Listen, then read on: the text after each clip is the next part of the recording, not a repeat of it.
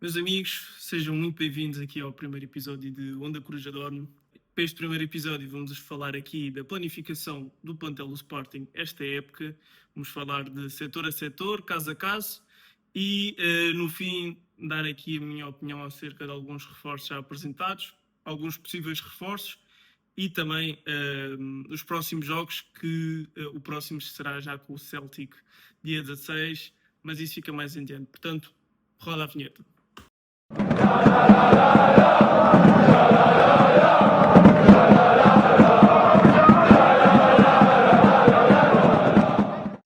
Então, aqui para a planificação de época, o primeiro, se calhar, a primeira coisa a falar é o sistema que vamos utilizar, é o sistema que o Sporting irá utilizar. Em princípio, o Rui Borges deverá mudar para o sistema de 4-2-3-1 e deixar o 3-4-3 de parte. Na minha opinião, acho que acaba por ser sensato e acho que acaba por fazer sentido, visto que é um sistema que inicialmente deu frutos e deu até bons sinais logo no primeiro jogo contra o Benfica, mas que por motivos de plantel acabou por não seguir para a frente. O Sporting já disputou agora 2 jogos de pré-época que não foram transmitidos, mas que pelo 11 inicial já deu para perceber mais ou menos algumas escolhas e algumas opções táticas de Rui Borges.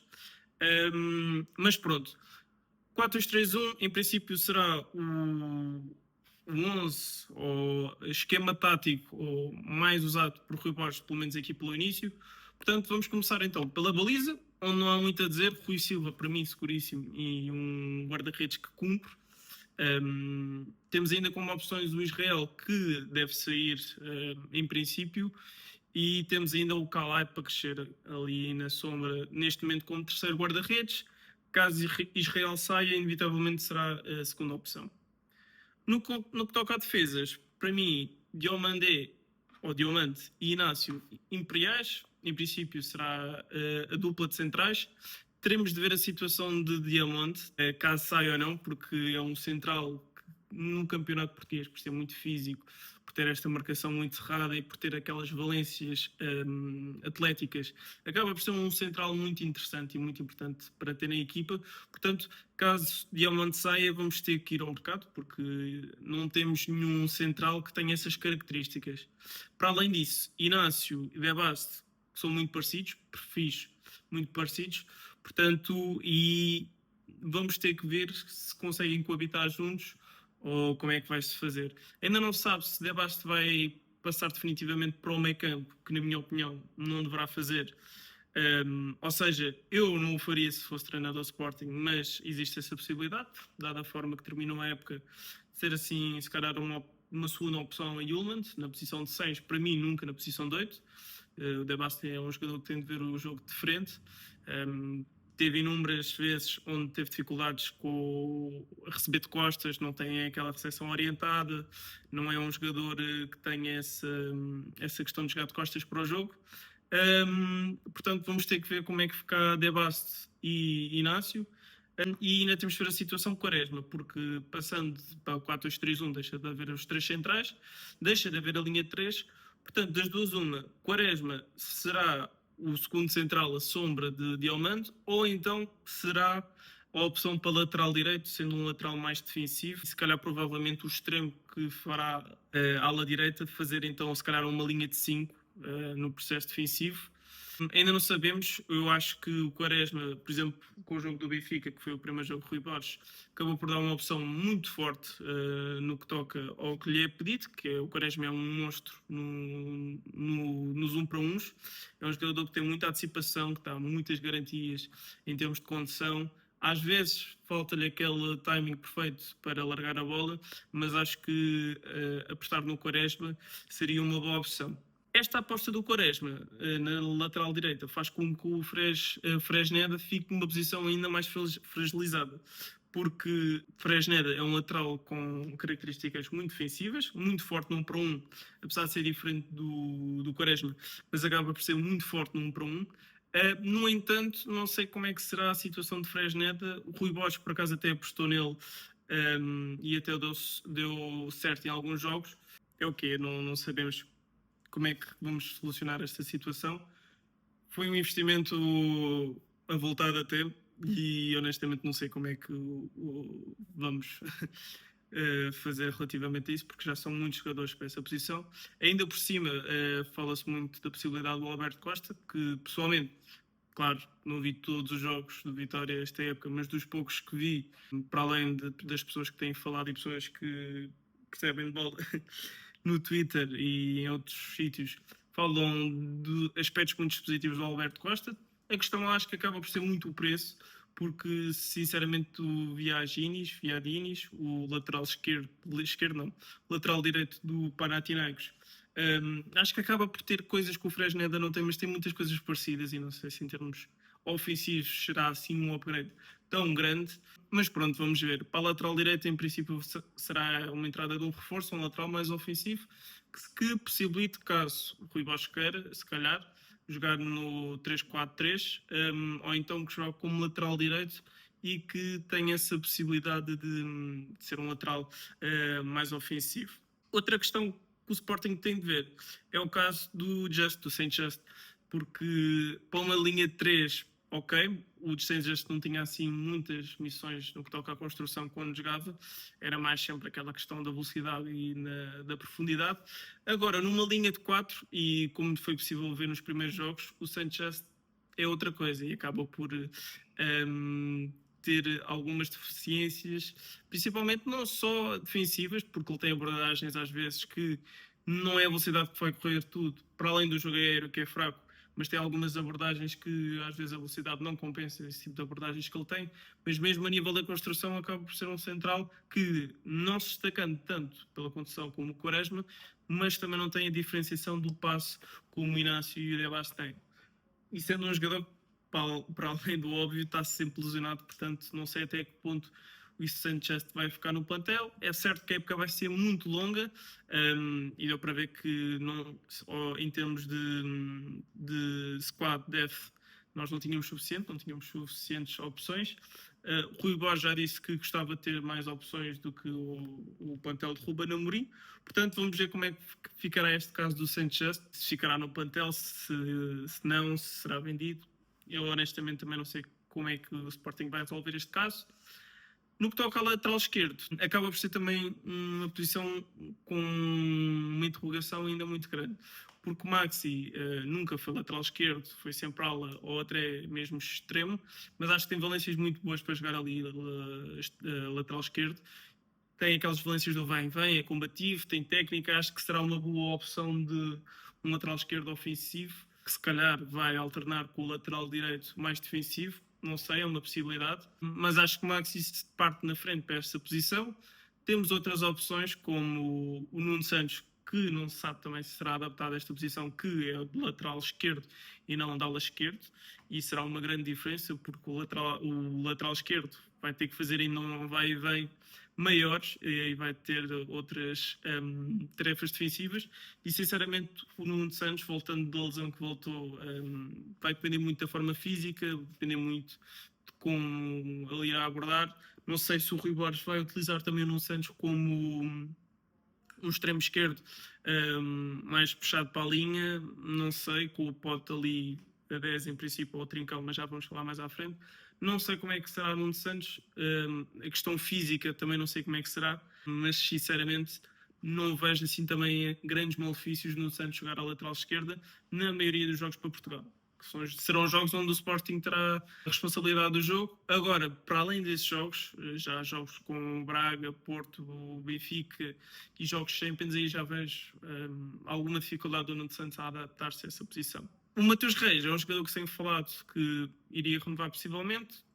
Eu acho que é um jogador importante, apesar do episódio com o Benfica, é um jogador importante porque tem aquela raça e às vezes tem aquela esperteza, mas é uma incógnita. Fala-se do Palmeiras.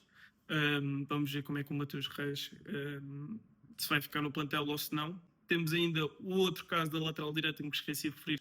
Diogo Travassos, que teve um bom empréstimo ao Estrela da Amadora. Existe a possibilidade de ficar no plantel, ele que até realizou um jogo a titular aqui na pré-época. Acaba por ser esse lateral ofensivo, aliás, ele era extremo na formação e que foi puxando para mais para a ala, e agora a possibilidade de fazer lateral. É um bidestro, portanto existe a possibilidade de jogar nos dois lados do corredor.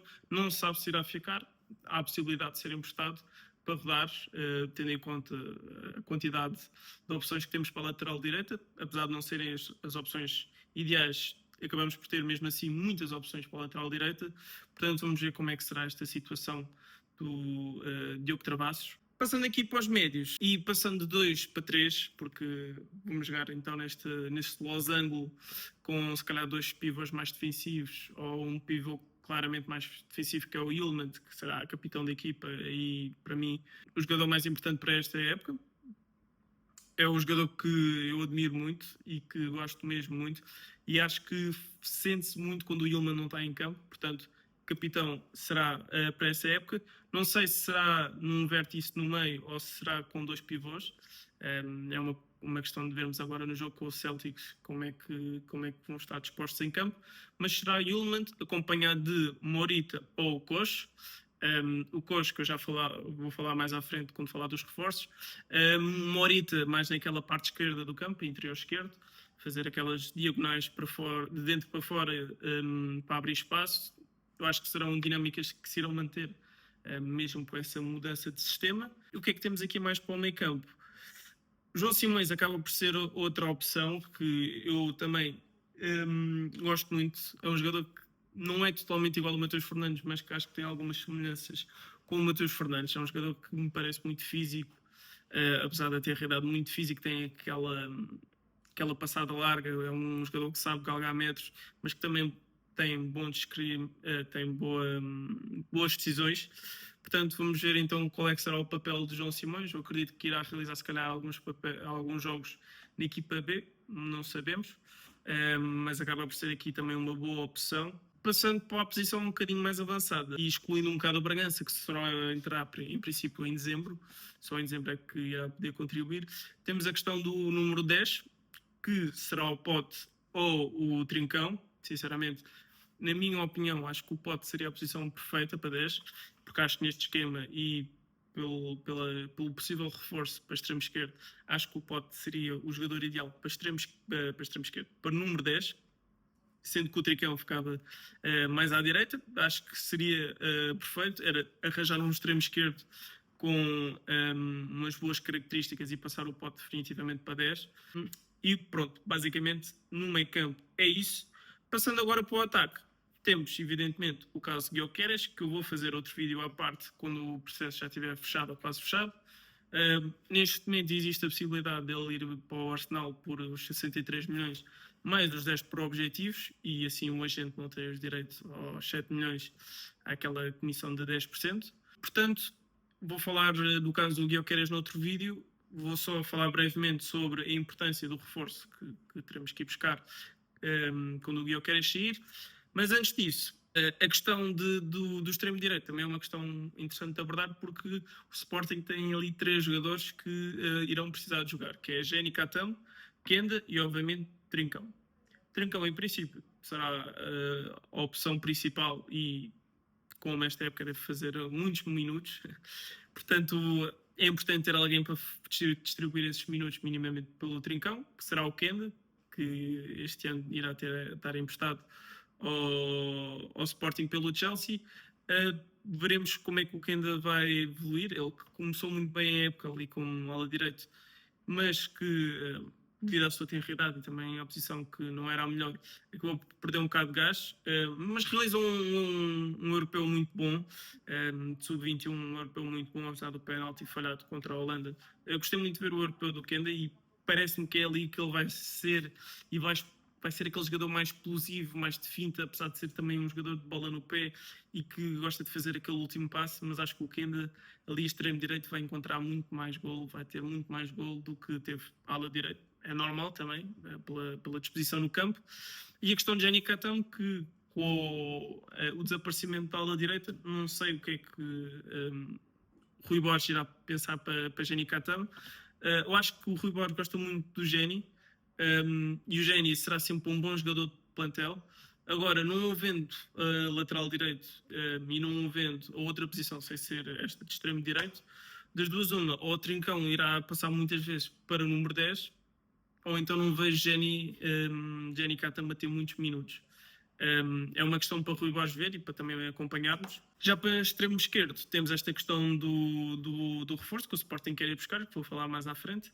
Temos também outro reforço que eu vou falar mais detalhadamente à frente, que é o Alisson, que pelos vistos tem dado muito nas vistas aqui nesta pré-época que o Sporting tem feito. Apenas 2 jogos, mas marcou em ambos, penso eu. E é um extremo esquerdo com boas valências, com boas características, aquele jogador possante que gosta de ir 1 para 1, que tem um remate fácil, um remate muito potente, mas que depois tem algumas características que precisa de melhorar.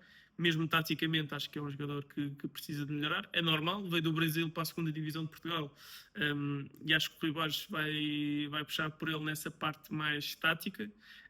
Mas acaba por ser um jogador que, na minha opinião, será muito importante ao longo do ano para ser aquele abre-latas, coisa que não vejo o Biel a ser. Eu e todos os sportingistas vimos muito pouco do Biel, mas acho que o pouco que vimos deu para perceber que Rui Borges não contava com ele, praticamente só pôs a jogar no jogo que estava resolvido com o Dortmund.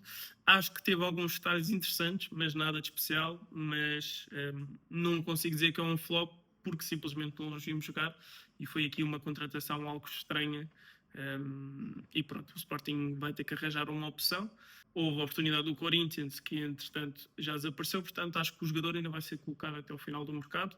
Caso não seja, não o vejo também a jogar pela equipa B, acho que o jogador não ia aceitar isso, portanto será aqui se calhar um jogador que irá rodar provavelmente de empréstimo em empréstimo até o final do contrato, se alguém encontrar alguma oportunidade no Brasil.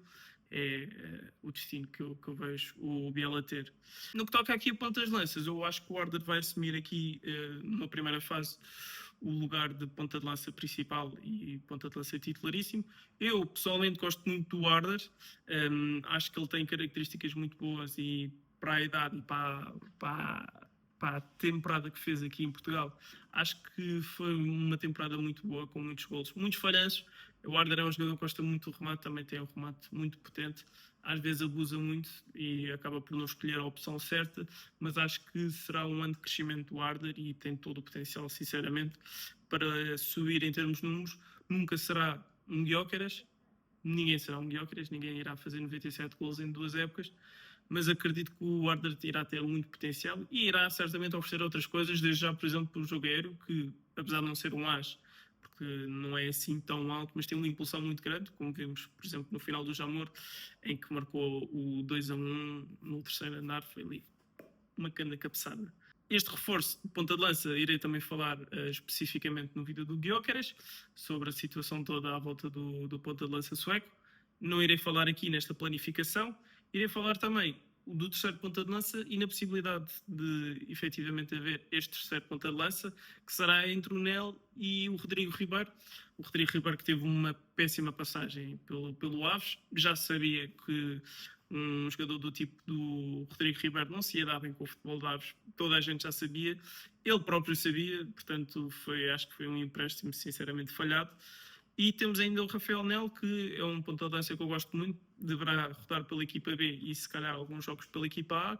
No entanto, como o Arder quase não teve jogos nenhuns quando o Rui Borges entrou, não vejo, por exemplo, que um 3º ponta de lança irá ter assim tantos jogos e tantas oportunidades. Deverá ser algo assim momentâneo e algo muito específico. No que toca ao treinador Rui Borges, acho que fez um excelente trabalho quando chegou ao Sporting. Chegou com uma casa a arder. Eu lembro perfeitamente do período de João Pereira, não foi fácil. Portanto, vamos ver. Eu acho que fez um excelente trabalho no que toca à adaptação e usou as armas que tinhas. Tens um Gyökeres, tens que jogar na profundidade. Eu acho que isso foi simples e foi uma decisão acertada. A decisão de voltar ao sistema também acho que foi uma decisão acertada, apesar de ter gostado daquele jogo com o Benfica. O plantel, naquele momento, não tinha nenhuma opção para o meio campo. Nunca imaginei o Sporting a jogar um jogo sequer com o Brito e o Debas no meio campo. Acho que isso é impensável e acho que também é uma coisa que não vai acontecer esta época, espero eu. Espero que não iremos ter tantas lesões, mas que tem que ser trabalhada e tem que ter aqui alguma parte também do Rui Borges querer este plantel maior e mais vasto. Vamos ver como é que ele consegue fazer a transição para o seu esquema tático e se os jogadores estão abertos para tal. Eu acho que sim, acho que agora com uma pré-época não irá ter entre aspas, desculpas, porque ali, comparando com o Benfica e com o Porto, será uma pré-época muito bem planeada e com muito tempo para trabalhar. Não têm todos os reforços, é certo, mas já têm grande parte do plantel e grande parte não irá sair, portanto acho que acaba por ser aqui um teste de fogo ao Rui Borges. Se Rui Borges será o treinador certo para o Sporting, não sei. Neste momento acho que não faria sentido nenhum trocar um treinador bicampeão. A longo prazo não sei se Rui Borges irá ter a facilidade e as artimanhas de desenvolver esta equipa do Sporting. Eu acho que é importante dar o benefício da dúvida e espero que honestamente corra tudo bem e pronto. Passando aqui aos reforços, vou falar sobre os 2 reforços já anunciados quando eu gravo este vídeo, que é o Alisson. Tem características, como eu disse, muito atrativas para o mercado. É um jogador muito veloz, com muita finta, aquele típico abre-latas, tem aquele remate muito forte. Ele joga nos 2 lados, joga na esquerda e na direita, mas pelo que eu vi na direita acaba por ser aquele extremo muito vertical, muito puxar para a linha e puxar cruzamentos, que honestamente acho que não será o caminho. Será sempre ali na extrema esquerda de puxar para dentro e rematar, porque ele tem um remate mesmo muito potente. E fisicamente é um jogador muito forte, acho que cresceu muito fisicamente, não o conhecia, mas pelo que eu percebi teve uma evolução muito grande no que toca ao físico em Leiria. Portanto vamos ter aqui este abre-latas e pronto, acho que será importante para o Sporting ter este também tipo de jogadores e ter estas opções. No que toca já aqui ao Coxo, ou Kosfarachiris, não sei dizer o nome dele, acho que Coxo não é um bom nome, mas é uma boa abreviação. Eu já conhecia o Coxo, eu não sou nenhum entendido de futebol, vejo algum futebol, mas não vejo todos os jogos, não sou olhar nem nada que se pareça. Mas, por exemplo, acho que todos vimos o Coxo no Europeu e foi um jogador que chamou logo a atenção. Acho que vai ser um jogador que vai cair que nem uma luva. Em princípio, todos pensávamos que o Morita ia sair, mas ao que parece não recebeu assim nenhuma proposta, nem financeiramente muito vantajosa, nem desportivamente. Portanto, em princípio, iremos ter uma época com o Morita e com o Coxo, o que sinceramente é um luxo. O Morita também teve muitos problemas físicos ao longo do ano, com seleções e tudo mais, portanto acho que é importante ter uma opção do mesmo nível e acho que o Coxo irá dar outras coisas que o Morita não tem. O Coxo tem é um box-to-box, muito pulmão, muito físico, tem um bom passo longo, uma boa variação de flanco, mas também tem aquela capacidade de baliza, tem a capacidade de sair da pressão. Acho que também é uma boa característica do Coxo, é que ele sai de uma pressão muito rápida e faz a aceleração, ou seja, ele não vai galgar muitos metros, por exemplo, como o Mateus Nunes, mas acho que saindo da pressão galga alguns metros e depois consegue sempre libertar a bola de maneira jogável e limpa. Portanto, estou muito curioso para ver o Coxo em ação. E acho que em termos defensivos é um jogador com mais ferramentas que o Morita. Ofensivamente iremos ver o Coxo como é que irá se habituar ao campeonato português e como é que se irá lidar com blocos mais fechados, porque o Levante jogava sempre se calhar em transições e não acontecerá muitas vezes aqui em Portugal, portanto será interessante ver como é que o Coxo vai libertar dessas amarras e ter esta adaptação. E eu acho que entre aspas, uma grande diferença do Morita é que o Morita, apesar de não ser muito alto, tinha um jogo aéreo muito bom, defensivamente, não ofensivamente, mas tinha um jogo aéreo muito bom e acho que será mesmo o ponto mais negativo, é que perdemos ali um bocado de poder de fogo no que toca a bolas aéreas e cantos e livres, e já sabemos que aqui em Portugal existe muito essa tática e essa estratégia das equipas mais pequenas terem essas abordagens, portanto será um elemento a menos, mas pronto, eu acho que acaba por compensar no que toca a tudo o resto. A pontas de lança, como eu vos disse, será o próximo vídeo relacionado ao Gyökeres e ao futuro sucessor do Gyökeres. No que toca a lateral, também abordamos a questão do Alberto Costa, que em princípio será o reforço do Sporting ou então o Viaginis. Portanto, vamos ver o que é que o futuro reserva, e acho que será ponta de lança lateral e extremo esquerdo as posições mais importantes a reforçar. Fala-se, por exemplo, de Zolis no que toca ao extremo esquerdo. Eu acho que seria uma grande contratação, mas em princípio deve ser por valores irrealistas, mas será muito importante ter aqui um extremo esquerdo com características que o Sporting já não tem há algum tempo, porque o Ruben Amorim tinha essa facilidade de camalear aqui um bocado o platel e esconder algumas necessidades, mas eu acho que esta questão do extremo esquerdo já é um problema e já necessitamos do extremo esquerdo há algum tempo. Portanto, vamos ver como é que o Sporting vai se safar no mercado. Muitos jogadores têm sido ligados ao Sporting, muitos vão ser, é silly season, é completamente normal serem muitos jogadores ligados ao Sporting, portanto vamos ver como é que vai ser estas contratações.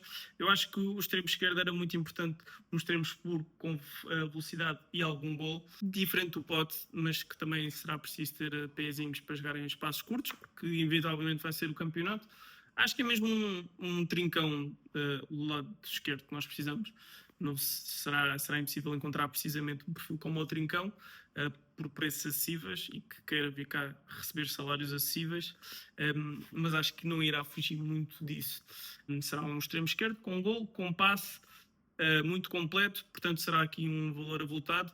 Acho que a contratação do Porto, do extremo esquerdo espanhol, do Norwich, foi uma contratação boa para o Porto, mas que para o Sporting não fazia sentido, porque acho que não era bem o perfil, não é bem o perfil que pretendemos. O extremo esquerdo espanhol do Norwich joga muito em transições e claro que vai acontecer a transições, mas acho que tem aqui alguns pontos negativos, alguns pontos que o Sporting necessita que um extremo esquerdo que seja comprado tenha.